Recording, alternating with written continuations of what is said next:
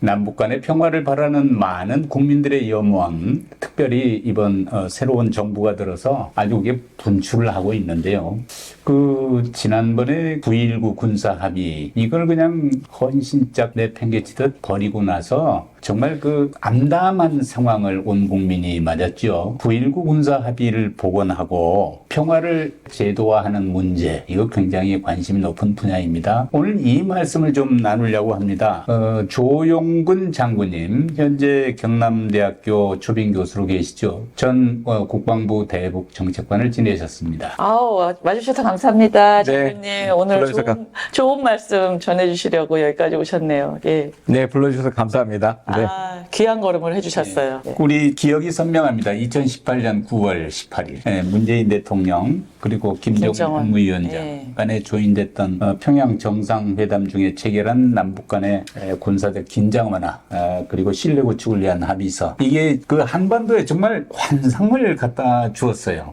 그렇습니다. 네, 제가 사실은 그 당시에 이제 남북 군사 실무회담 수석으로서 9월 13일과 14일 동안 북한에 가서 마지막 협상을 했었습니다. 진짜요? 예, 그래서 그때 사실은 아마 제 인생에서 가장 이렇게, 왜냐하면 그것이 굉장히 오랫동안 남북 군사당국이 준비해왔던 합의였기 때문에 굉장히 감격스러운 순간이었습니다. 조금 더 말씀드리면 남북 군사 실무회담을 저희가 할 때 17시간 동안 마라톤 협상을 했습니다. 예. 그러니까 통상 저희가 가면 하루 하고 쉬고 하는데 북한의 엄창남 대자하고 아침 10시에 마주 앉아가지고 새벽 3시 반에 북한에서 넘어왔었습니다. 굉장히 사실 국익을 위해서 실질적으로 어떻게 하면 우리가 남북 간의 군사적 긴장 완화를 할 것인가에 대해서 매우 구체적인 논의를 했었던 그런 합의였고, 정말 중요한 건 군사 합의가 13번째 남북 간에 맺어진 군사 합의입니다. 근데 사실 12개의 합의에 대해서 우리가 한 번도 논란된 적이 없었습니다. 그렇죠. 그 이유가 남북이 서로 지키지 않았습니다. 어차피 어차피 안 지킬 거라. 없었죠, 네네. 제가 2차 남북 국방장관 회담 합의서는 더 구체적인데 한 번도 논란된 게 없었습니다. 왜냐하면 지켜지지 않는 합의였습니다. 그렇죠. 근데 9.19 군사 합의는 사실상 남북이 유일하게 지켰던 합의서입니다. 그러니까 이것이 굉장히 의미가 있었다. 그렇죠. 그런 말씀을 드리고, 지금 말씀하니까 되게 그때가 감격스럽게 느껴지는데 다 없어져서 너무 그때 아쉽습니다. 얼마나 통일에 대한 기대가 많았어요. 네, 그렇습니다. 이거 잘하면 통일될 수도 있겠다. 그리고 통일보다는 평화, 예. 한반도 평화에 대한 이제는 평화의 제도화, 평화가 제도화될 수 있다라는 것에서 굉장히 의미를 뒀고, 실질적으로 윤석열 정부 출범하기 전까지는 평화의 제도화가 어느 정도 됐었습니다. 그것이 지금 하루아침에 무너져 있는 것이 담당했던 사람으로서 매우 안타깝습니다. 한반도의 평화의 제도화, 이거 얼마나 가슴 떨리는 이야기입니까? 그런데 지금 한반도는 어떻습니까? 지금 한반도는 그래도 이제 이재명 정부가 출발해서 나름대로 이런 것이 관리되고 있다고 생각합니다. 그래서 그나마 다행인데, 사실 지난 정부 때 너무 많이 사실은 이게 무너졌습니다. 아시다시피 확성기, 네. 엄청난 피해를 서로한테 줬고, 그렇죠. 귀신 방송을 세상에 북한이 우리한테 하고, 우물풍선을 날리고, 대북전단을 이렇게 막 날리고, 실제로 인천 강화도에서는 우리 국민 4,600여 명이 실제로 피해를 입었습니다. 그러니까 이러한 것이 있었는데, 더욱 중요한 것은 9.19 군사 합의가 파기되면서 이 우발적 충돌이 일어나면 실제 확전으로 일어날 수 있는 상황까지 갔었고, 이번에 보시면 엊그저께 국정원에서 발표했듯이 우리는 이제 북한에 무인기까지 보내면서 10월에는 북한이 전시 상태를 선포할 정도로 매우 위험한 상황까지 갔었다. 그러니까 사실상 이거는 9.19 군사 합의의 안전핀이라는 것을 뽑아버리고 없애버리니까 정말로 굉장히 위험한 상황까지 갔었던 것이, 다행히 이렇게 이재명 정부까지 넘어온 것에 대해서 정말 다행이라고 생각합니다. 그러면 한반도에 네. 그렇게 이제 가슴 설레는 미래를 상상하게 만들었던 9.19 군사 합의를 왜 하루아침에 폐기했나요? 윤석열 정부는. 지금 생각해보면 굉장히 의도적이었다고 생각합니다. 그래요. 맞아요. 저도 그렇게 생각해요. 굉장히 의도적이었고 정치적이었다. 그러니까 이게 이게 저희가 아쉬운 것이 9.19 군사 합의가 정치적인 게 아닙니다. 우리가 말씀 조금 더 드리면 정전협정. 정전협정이 1953년도에 맺어졌고 네. 이미 국방백서를 보면 그 3,000여 건을 북한이 위반했다고 하는데 어느 누구도 정전협정을 파기시키자는 얘기를 하지 않습니다. 예, 근데 그걸 파기시키면 마치 정치적이라는 얘기를 하면서 심지어 9.19 군사 합의는 정전협정 위에다가 한 겹을 더 제도화로 만들었던 그런 합의서를 그냥 없애버렸던 것도 정말 정치적이었다고 생각합니다. 조금 더 예를 들어드리면 그 윤석열 정부가 없앤 이유가 북한이 정찰위성, 소위 만리경이라는 정찰위성을 쏘아 올리자마자 그것 때문에 9.19 군사 합의의 효력을 일부 정지합니다. 근데 9.19 군사 합의 어디에도 정찰위성이 9.19 군사 합의를 위반했다는 항목은 없습니다. 그러니까 사실 전혀 상관없는 일이 벌어졌는데 그걸로 9.19 군사 합의를 일부 정지시키고 마지막에 그 2024년에 파기할 때는 북한 오물풍선을 보냈다고 또 GPS 도발을 했다고 해서 파기시켰습니다. 그러니까 이것은 원인과 결과가 완전히 다른 거. 별개의 사건을 갖고서 9.19 군사 합의를 파기시켰기 때문에 이거는 제 생각에는 정말 정치적이었다. 근데 이게 나중에 이제 계엄하고 터지니까 그런 것까지 있지 않았나. 그렇죠. 네, 의도적으로. 그런 생각이 듭니다. 근데 북한도 북한이지만 일부 조항은 우리 측 군사훈련이나 대비태세 작전 수행 능력에 약점으로 작용했다. 이렇게 또 지적하는 사람도 있어요. 그거에 대해서 제가 할 말이 정말 많습니다. 예, 그리고 정말 해주세요. 예. 그 9.19 군사 합의를 만들 때 사실은 저 합참하고 엄청나게 많은 긴밀히 협의를 했습니다. 그리고 유엔군 사령관, 그 당시 브룩스 사령관이었는데 저희가 했던 것이 접경 지역에서의 군사적 긴장 완화였습니다. 그러다 보니까 DMZ, NLL은 유엔군 사령관의 관할권이 작동하는 지역이기 때문에 유엔군 사령관이 승인을 해주지 않으면 되는 곳이 아닙니다. 이러한 것을 다 협의를 해서 심지어 브룩스 유엔군 사령관은 정말 잘된 합의다. 저한테 남한과 북한 국민들한테 좋은 합의다라고 얘기를 했고 합참의 그런 작전성 검토도 정말 문제가 없다는 선에서 저희가 합의를 했습니다. 근데 사실은 그 2023년 10월에 국방부 신원식 장관이 3,600건을 위반했다. 이렇게 얘기하면서 이게 어마어마하게 많은 위반이 있는 것으로 나왔는데 실제 그게 어떤 거냐면 해안포, 서해 해안포가 있습니다. 북한의 해안포가. 그것을 해안포문 개방을 하지 않는 것으로 합의를 했는데 저희가 2018년 11월에 제가 이제 북한군들을 만나니까 북한군들이 그게 이제 해안포다 보니까 동굴 안에 들어가 있어서 그렇죠. 거기에 습기가 너무 찬다는 겁니다. 환기는 시켜야죠. 네. 그래서 자기네들이 원래 공격을 하려면 해안포를 다 개방하고 공격하지 않겠습니까? 네. 그러니까 비어있는 거 뭐 이렇게 해서 한두 개는 자기네들이 개방하겠다. 그래서 그것을 승인해 줬습니다. 그래서 북한군이 그 이후로 한두 개씩을 계속 개방해 왔습니다. 그래서 9.19 군사 합의 할 때는 문재인 정부 때는 그것을 위반으로 안 쳤습니다. 네. 근데 이제 윤석열 정부가 들었으니까 그 건수, 그 문건 하나마다 다 센 겁니다. 그게 365일이 되니까 3,600건이 넘어버리는 겁니다. 북한을 악마화하기 위한 뭐 아주 작정을 하고 나섰구나. 그렇습니다. 그래서 이것을 없애야 된다고 한 것이 굉장히 좀 저로서는 안타깝고 실제 북한이 9.19 군사 합의를 문재인 정부 시기 때 위반한 건 딱 두 건이었습니다.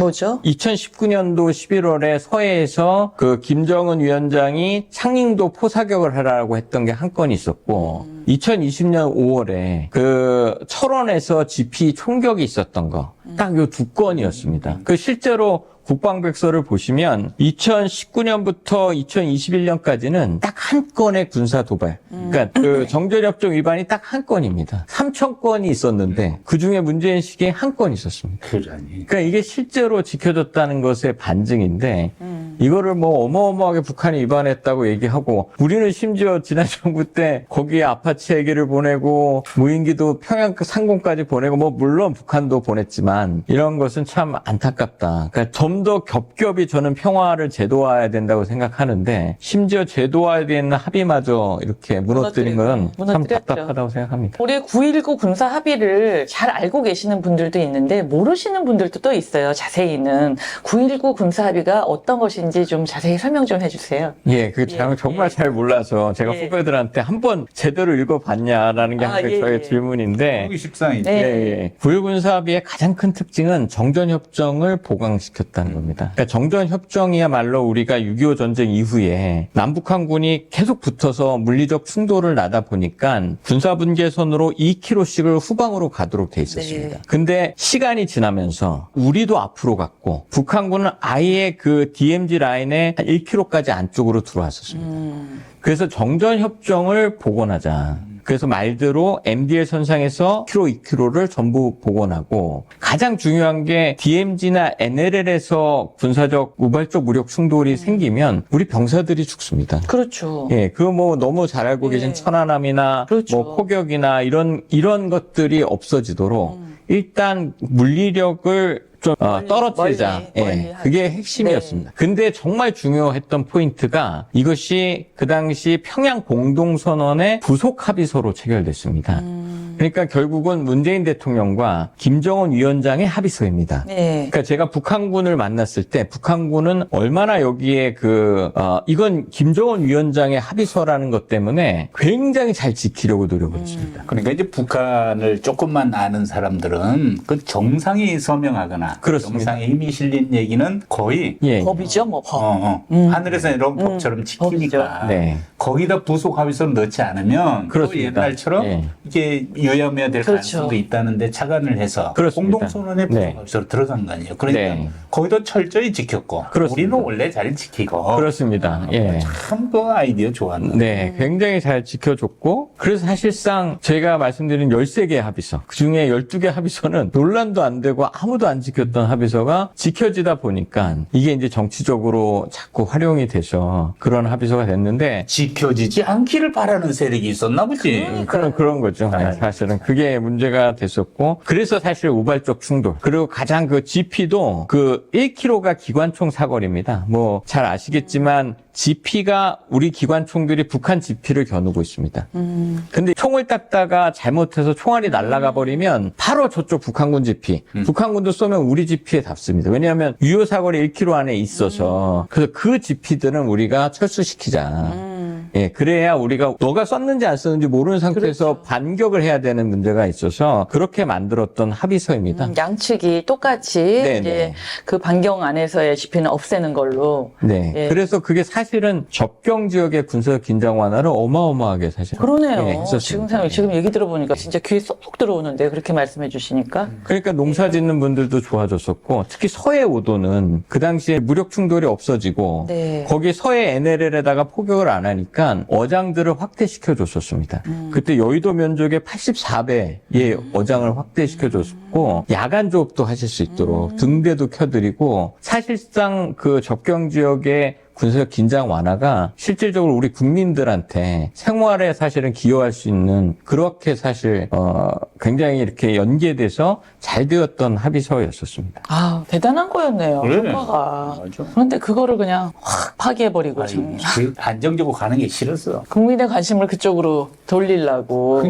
진짜 평화를 바라지 않던 사람들이야. 그러니까요. 우리나라 평화가 와야지 모든 게 안정이 되는데 이분들은 이제 그저 국민들의 주의력을 그냥 그쪽으로 쏠리게 해서 자기네들이 뭘 하는지 모르게끔 하고 싶었던 것 같아요. 예. 예, 그러니까 사실은 그 조금 더 큰 예. 틀에서 항상 말씀을 드리는데 그러면 왜 북한이 9.19 군사합의 합의를 했느냐가 더 중요합니다. 자꾸 이렇게 북한을 선의로 보는 것이 아니고 북한이 9.19 군사합의에 나와서 지켰던 이유가 있을 거다. 당시의 군사 전략이나 전략적 환경의 변화가 분명히 있습니다. 그러니까 북한이 9.19 군사 합의를 하고 나서 어떤 일이 벌어졌었냐면 그 박정천이라는 총참모장이 사실 우리의 합참의장입니다. 군사를 하는 작전을 하는 합참의장이 그 사실상 평양의 건설 현장에 나타났습니다. 그러니까 북한 입장에서도 이 DMZ 일대에 사실 그 군사적 긴장을 완화시키려는 그러한 의도가 있었던 거고 우리도 사실상 거기서 군사 긴장 완화 의도가 있었기 때문에 윈윈할 수 있었던 그러한 합의서였던 서로의 겁니다. 필요가 맞아떨어지. 서로의 굉장히 필요가 맞아요. 맞아떨어진 합의였습니다. 뭐 북한 병력에 뭐 20만이 넘은 그 병력이 그 건설 일꾼이라는 거 아니에요? 네. 그래서 절감한 병력을 이제 그런데 투입했겠죠. 네. 그래서 그 뒤에 대규모 공사들이 많이 있었잖아요, 실제로. 많이 있었습니다. 그 다 병력 예. 투입해서 했고. 예. 요즘도 김정은 위원장이 최고인민회의 같은 거 할 때 군을 시켜 세울 때 자기네들의 경제 건설의 최첨단 일꾼이라고 얘기할 정도로 노동력이 우리가 새마을운동했을 때 우리 국민들이 노동력으로 이렇게 경제 창출을 하듯이 북한도 북한군을 노동력으로 분명히 쓰는 면은 있습니다. 그래서 자꾸 우리가 그걸 북한이 선의로 나온 건 절대 아니기 때문에 그러한 부분에 있어서는 우리가 이용할 면이 있다. 이런 말씀을 드리겠습니다. 그리고 김정은 체제 하에서 실제로 이제 경제개발 그거 이제 성과를 내고 싶었겠죠. 그래서 이제 군을 절감해서 이제 그런 건설 현장에 투입한 측면도 있는데 그러면 이제 우리가 지금 그 좋은 9.19 군사 합의를 또 다시 이제 복원하고 소위 그 제도화를 통해서 우리가 평화를 좀 구가해야 되는 거 아니겠어요? 우리 손 놓고 있을 수는 없잖아요. 그렇습니다. 예, 다행히 이제 이재명 정부가 출범하면서 네. 9.19 군사 합의를 선제적, 단계적으로 복원을 하겠다 이렇게 공개적으로 말씀하셔서 그러니까. 굉장히 기대를 하고 있고 그렇죠. 제 입장에서는 빨리 복원이 됐으면 좋겠다. 우선 뭐 이런 걸 하는 분들이 그동안 뭐가지 날리고 있잖아요. 네. 그 가장 문제가 대북정책관실이 없어졌습니다. 그러니 이게 그리고 저도 이제 쫓겨나고 더 중요한 건 그 실무자들까지 다 쫓겨나요. 야전으로 방출됐습니다. 참 안 됐습니다. 예. 그래서 저야 뭐 그래도 장군까지 됐지만 소령 중령들까지 나갔는데 문제가 지금 국방부나 합참에 9.19 군사 합의가 무엇인지를 아는 사람들이 없습니다. 그러니까요. 예, 그래서 이거를 왜 해야 되는지, 어떻게 복원해야 되는지. 그래서 제가 방송에도 자꾸 추천하는 게 이런 얘기를 좀 더 하고 싶어서 네. 그 의미를 알아야, 뭐 사실은 저희 선배님께서도 오랫동안 군비 통제라는 것의 개념이라는 것이 하루아침에 적으로 우리는 항상 군인으로 북한을 바라봤기 때문에 그런 인식을 한다는 게 어려운데 그래서 대북정책관실 복원, 그 다음에 전문 인력 복귀가 가장 시급한 문제입니다. 근데 이것이 계엄이 끝나고 거의 1년이 되는 시점까지 내란 세력 척결하고에 연계돼서 아직도 사실 9.19 군사 합의를 파기했던 인원들이 사실 국방부 합참에 그대로 있습니다.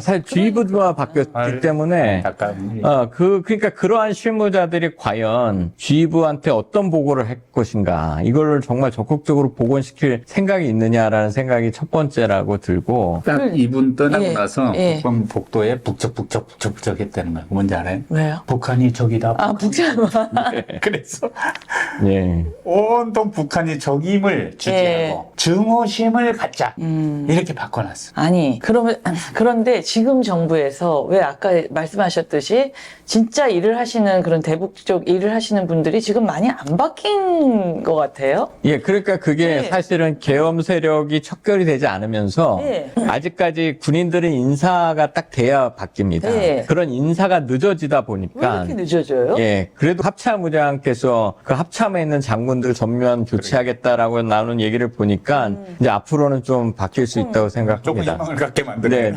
네. 너무 다른 쪽 일을 주력을 하시느라고 아직 여기를 못 예, 보시고 예, 있는 예. 건지. 예. 그래서 그런 부분이 굉장히 아쉽고, 예. 그래서 일단 인력이 복귀해도. 왜냐하면 북한군들은 그 김영철이라고 대표적으로 얘기하는 남북 장석구 군사회담 수석대표는 사실 91년도 남북 기본합의서 때부터 나왔습니다. 그리고 제가 같이 저의 그 상대로 왔던 엄창남 대자도 제가 소령 때 북한 정책과 있을 때 그 당시 엄창남 중자로 나타났었습니다. 그러니까 저랑 이렇게 회담하면서 제가 이제 막 오라고 그러면 그 나중에 이제 끝나고 이렇게 어디서 만나면 너가 나한테 그래서 안 되지. 굉장히 나이가 많습니다. 제가 그 당시에 40대였고 60대셔가지고 그렇게 할 정도로 오랫동안 키워준 전문가들입니다. 근데 우리는 지금 누구 보고 하라고 그러면 그 전문가들 다 빠져있는 상태에서 그렇죠. 예. 과연 할 수 있을까 이런 생각이 들고 그렇게 노력해서 문재인 정부 때 사실은 김대중 정부 때부터 키워왔던 전문 인력들인데 그 인력들을 하루아침에 없앴다는 건 정말 그 당시 국방부에 계셨던 분들이 역사적 책임을 져야 된다.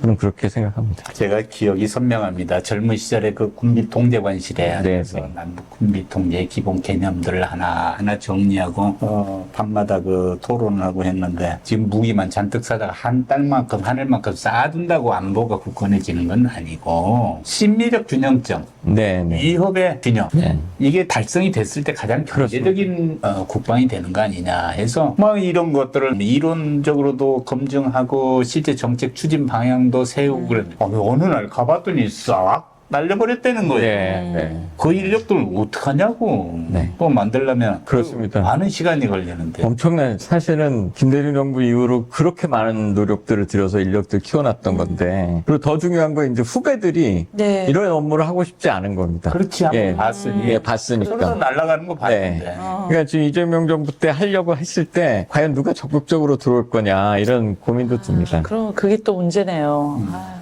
근데 이제 뭐 얘기가 되고 좀 진전이 된다면 그렇습니다. 뭔가 또 보장체 제도도 강화하고 뭐 이런 모습을 우리가 상상해 볼 수 있겠죠. 예, 그러니까 제일 중요한 건 일단 통신선 복원입니다. 통신선 복원이 지금 윤석열 정부 때 완전히 끊겨서 저희가 서해 쪽에, 그러니까 경기도 문산 쪽에 6회선이 있고 통신선이, 그다음에 동해선에서 저쪽 고성 쪽에 3회선이 있었습니다. 이 선이 지금 다 끊겨버렸습니다. 그러니까 문제는 우발적 충돌이 정말 GPS에 일어났는데 오발로 쏜 건지 북한이, 아니면 실제 우리를 공격하는 것인지, 우리는 반격을 해야 되니까.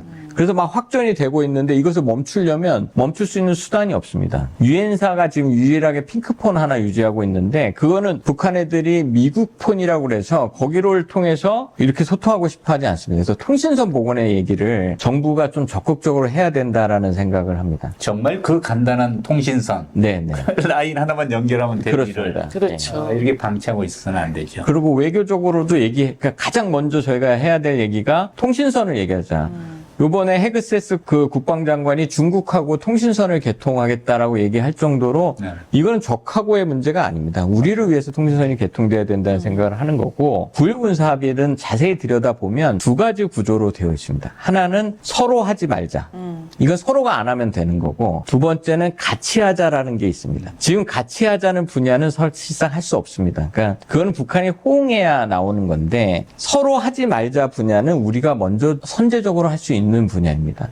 북한한테 지금 이제 대북 정책에 대한 진정성을 보여줄 수 있는 가장 좋은 방안은 서로 하지 말자는 것을 안 하겠다. 우리가 이게 가장 중요하다고 생각하는데, 그것이 적대 행위 중지 조치의 복원입니다. 이게 어마어마하다고 지금 국방부나 합참에서 생각하고 있는데 사실 별게 없습니다. 뭐냐 하면 DMZ 내에 포병의 표적지, 네. 이 세 곳이 DMZ로부터 3km 이내에 있습니다. 표적지 세 곳. 그 다음에 서해 해상에서 NLL에 사격하는 겁니다. 많은 분들이 접경 지역에서 훈련을 한다고 생각하는데 우리가 DMZ에 훈련하지 않습니다. 저희가 협상할 때 그곳은 대대급 지역입니다. 경계 부대가 대대가 지키는 지역이어서 훈련을 안 한다는 것을 알고 연대급 이상 훈련이 금지된 겁니다. 윤석열 정부 때도 거기서 훈련하지 않았습니다. 그러니까 결국은 표적지 세 곳 지상 적대 행위 중지 금지는 이미 문재인 정부 때 조정해서 했던 것이고, 서해 NLL의 해상 사격은 해병대가 내륙에 들어와서 순환 훈련을 하면 됩니다. 서해 NLL에는 표적지가 없습니다. 표적이 없습니다. 그냥 바다에다 쏘는 겁니다. 근데 네. 해병대는 기본적으로 상륙 기동 부대입니다. 공격 부대입니다. 네. 그러니까 이 부대가 짐을 싸서 공격하는 훈련을 같이 할 수 있다고 그래서 내륙 순환 그런 걸로 바꿨던 겁니다. 그래서 이런 적대행위 중지 조치는 사실 북한과 합의 없어도 할 수 있습니다. 그래. 그래서 두 가지인데, 첫 번째는 우리가 선제적으로 하고, 네. 근데 북한이 만약에 서해에다 NLL에다가 만약에 사격을 한다면 우리는 대응 사격하면 됩니다. 그렇죠. 그다음에 두 번째는 북한이 실제 지금 말씀드린 그 지상 해상 공중 적대행위 중지 조치를 어떻게 하는지를 지켜볼 필요가 있습니다. 네. 지금 그 얘기는 안 하고 있는데 네. 북한이 그 지역에 대해서 실제 지켜지고 있다면 확성기 철거처럼 묵시적으로 서로 이것을 지켜나갈 수 있습니다. 그래서 제 생각에는 통신선 복원, 네. 그다음에 서로 하지 말자는 적대행위 중지 네. 조치 복원은 이미 좀 선제적으로 해야 되겠다라는 생각을 하고 있습니다. 뭔가 하지 않는다는 건 어려운 일이 아니잖아요. 그렇습니까? 그렇죠. 예. 예. 쉽게 할 수 있는 일을 미뤄두고 있으면 안 돼요. 그냥 어디 서로 적개심으로 그냥 부글부글 끓게 만들어가지고 네. 뭔가 그냥 미워하고 이렇게 해서 이익을 얻는 사람들만 없어지면 돼. 그렇습니다. 그렇게 해서 예. 남을 미워하는 대가를 향유하는 사람들 네, 네. 그것만 없어지면 돼. 이제 하여튼 없어지고 있잖아요. 없어지고 네. 있겠죠. 네. 네, 없어지겠죠. 네.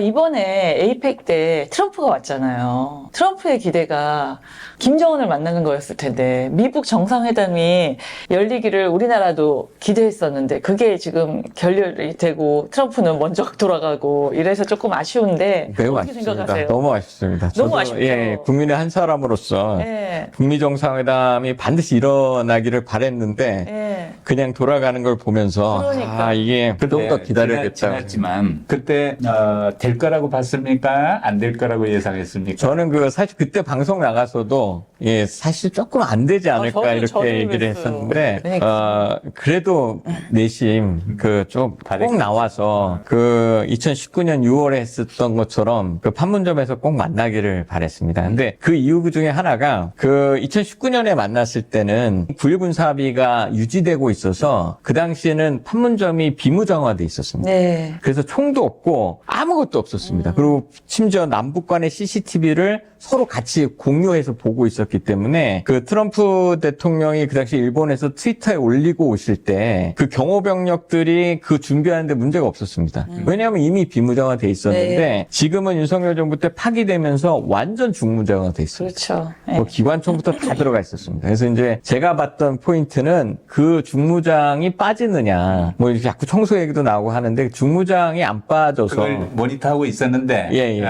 중화기가 안 안 빠지더라. 빠지니까 아직은 이렇게 뭐 오도가 내려가진 않았구나. 예, 그게 왜냐하면 그 경호병력들 입장에서는 그게 제일 중요하기 때문에 그래서 저는 안 할 거라고 그래도 했으면 좋았겠다는 생각을. 바람은 그랬지만 저도 안 되게 될 것 같은 느낌이 들었어요. 바람은 예. 있었지만. 그런데 우리의 바램과는 달리 네. 우리는 이제 바램이 뭐냐면 김정은도 요즘 상황으로 보면 트럼프와 악수하는 사진이 필요할 것 같다. 그렇게 봤는데 이걸 거부했어요. 네. 왜 그랬을까요? 그러니까 그게 9월달 최고인민회의에서 김정은 위원장이 비핵화를 요구하지 않는다면 자기는 마주 설 것이다라고 얘기를 했고 맞죠. 이번에 에이펙에서 이제 오시면서 트럼프 대통령이 핵무기 보유국이다. 그 다음에 DMZ에서 만나겠다. 나는 제재를 시켜줄 수 있다. 이 세 가지 요건이 되면서 만나지 않는가 이렇게 생각을 했는데 아직은 김정은 위원장이 그렇게 나오기에는 너무 하노이 회담에서 실패한 게 크다. 상처가 너무 깊은가 네. 봐. 그게 자존심. 자존심이에요. 제가 보기엔. 그러니까 얻어가는 게 지금 김정은 맞아요. 위원장이 네. 크는데 그 당시에 2019년 6월에도 사실 만나고 스톡홀름에서 실무회담이 있었습니다. 근데 그때도 사실상 전혀 미국이 바뀌지 않았다고 결렬됐는데 지금 만나고 결국 나오는 건 실무회담일 텐데 실무회담에서 얻어낼 게 있을까라는 생각을 했을 것 같습니다. 그래서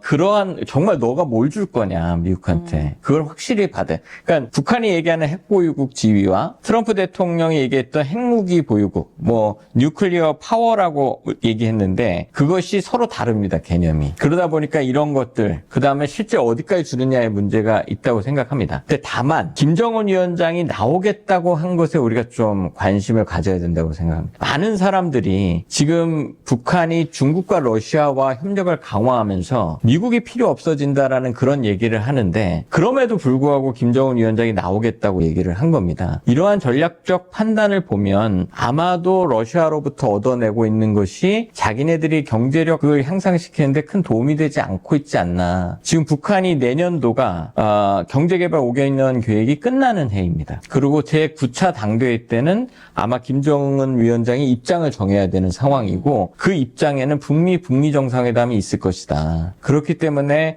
국정원에서 내년 3월 북미 정상회담을 예상한 것을 보면 결국은 내년에는 북미 정상회담이 이루어질 수 있다고 이렇게 저도 예상하고 있습니다. 이제 물론 미국과 북한 간의 그런 이제 커뮤니케이션이 어떻게 돼가느냐 이건 이제 바라보면서 우리도 이제 준비를 하면 되겠습니다만은 그렇다고 남들의 손에 마냥 맡겨두고 우리는 아무것도 안 할 수는 없잖아요. 일단 우리가 그럼 능동적으로 취할 수 있는 조치 이런 것도 뭐가 있을까요? 내년 미북 정상회담이 이루어진다는 전제하에. 그게 이제 가장 중요한 게 9.1 군사합의 말씀드린 대로 선제적으로 복원을 해서 이미 서로 하지 말자라고 했던 조항 정도는 복원시켜서 접경 지역의 군사 긴장 완화를 확 다운시켜야 된다고 생각합니다. 그리고 통신선도 분명히 줘야 되고 북미 정상회담이 일어난다면 그 다음부터는 엄청나게 급변하는 우리가 정세를 볼 텐데 그러려면 대북정책관실도 복원시켜서 준비를 해야 됩니다. 우리가 무엇을 할 것인가. 그 다음에 정말 중요한 건 두 국가로 만약에 우리나 미국에서 인정을 해준다면 이제 그 정전협정이 어떤 문제가 발생하는지에 대한 것도 따져봐야 됩니다. 됩니다. 이거 왜냐하면 정전협정이라는 것은 교종국이 아직 전쟁 중인 것인데 이것이 평화적 두 국가로 바뀌었을 때 법적이나 제도적으로 뒷받침해 줄 수 있는 게 뭐냐. 저는 원래 그게 9.19 군사합의라고 이건 남북 간에 맺은 것이기 때문에 그래서 그러한 것을 준비를 해야 된다고 생각을 하고 가장 중요한 것은 그러한 분위기를 만들어 나가기 위해서는 9.19 군사합의가 선제적으로 빨리 복구가 돼야 돼야죠. 예, 제일 중요한 게 북한이 한다는 지금 제9차 당대회 이전에 9.19 군사합의는 복원이 되어야 거기서 북한이 자기네들 입장을 정할 수 있다. 그러면 9.19 군사합의의 복원의 the first step으로 우리가 먼저 선언을 하고 우리 과거 합의 지키고 복귀하겠다 하고 공개적으로 하는 방안을 말씀하시는 거죠? 그렇습니다. 예. 네. 그렇게 해서 하면 되는데 그게 너무 큰 게 아니라는 거예요. 표적지 세 곳, 별거 서해 아니잖아요. NLL에서의 해상 사격 중단. 요겁니다. 물론 뭐 언론에서 뭐 한동안 바글바글 하겠지만 예. 이게 실질적으로 대비태세에 전혀 문제가 되지 않는다는 말씀 좀 드립니다. 그냥 하지 않으면 되는 거잖아요. 하지 않으면 되는 겁니다. 아, 그게 어려운 게 아닌데. 혹시 평화가 싫은 사람들이 있다니까.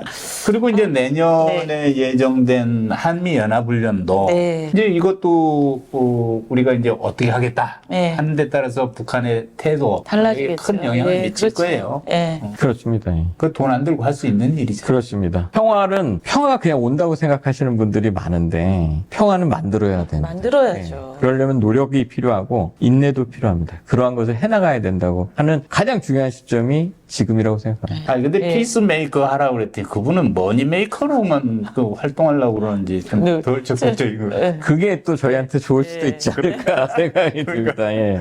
예. 아, 트럼프와 김정은의 만남이 참 고대를 했었는데 그게 이번에 이루어지지 않아서 매우 아쉽지만 내년을 좀 기대해 보죠. 한반도의 평화가 정착되고 네. 그 평화를 구가하는 새로운 시대, 네. 새롭지도 않고 이전 세대 네, 다시로 돌아가는 그 따뜻한 봄바람이 불어오기를 그럼- 바라봅니다. 예, 우리나라가 세계 유일의 분단 국가로서 그래도 나날이 발전하고 있잖아요. 이번에 에이펙의 성과도 좋았고. 예. 내년에는 아마 좀 기대해 볼 수 있지 않을까 싶어요.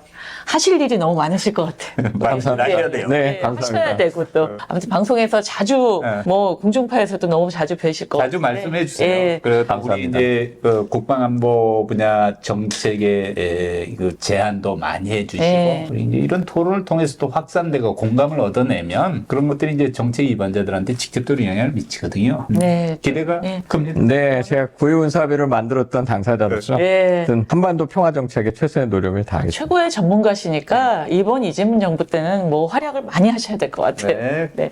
너무너무 감사합니다. 감사합니다. 오늘. 네, 감사합니다. 네, 감사합니다.